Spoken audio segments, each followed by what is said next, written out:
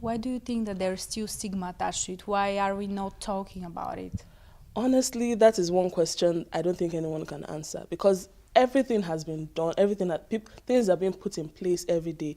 The World Health Organization just put in a new measure for advocating for mental health gap, and it's supposed to reach out to adolescents, supposed to reach out to mothers, and I don't even apart from that, I know that most schools put in place guidance and counseling units and departments where students can go in and talk about if they have a problem or not.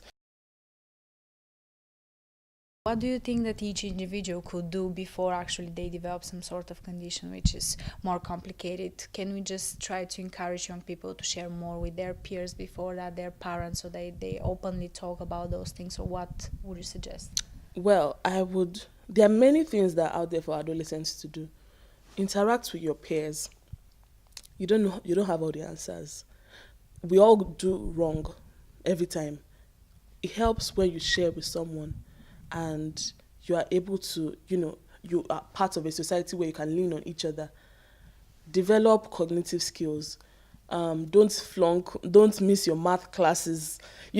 Prior to everyone's distaste of math, math is actually a very good brain exercise. It's good for the brain. It's like no one wants to respond to the fact that mental illnesses is becoming a growing epidemic silently, in our society at large. And What do you think parents can do about that, for example? well, first thing, I think that the thing parents can do is to monitor their child, because there are certain signs a child shows where you know that, okay, this is different from the normal teen tantrums that young adults exhibit. When you see that your child is being detached, when you see that your child is having just excess outburst of anger, sudden outburst of anger, like terrible twos at 15 years old, when the child is showing that, when you just know something is wrong, something is different.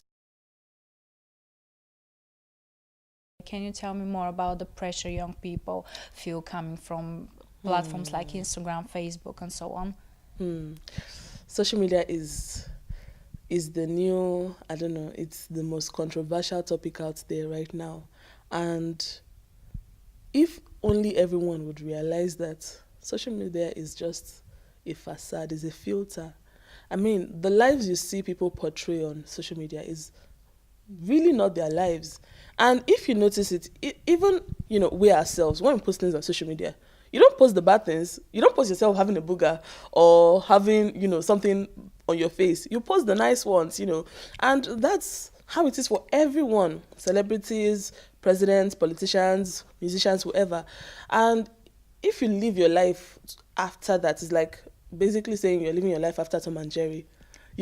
Jerry has been killed so many times, but he keeps rising up. And if you decide to do the same thing, you're going to die, man. I mean, basically what I'm saying is you can't model your life after social media. What you see is just, it's like a mirage. It's not real.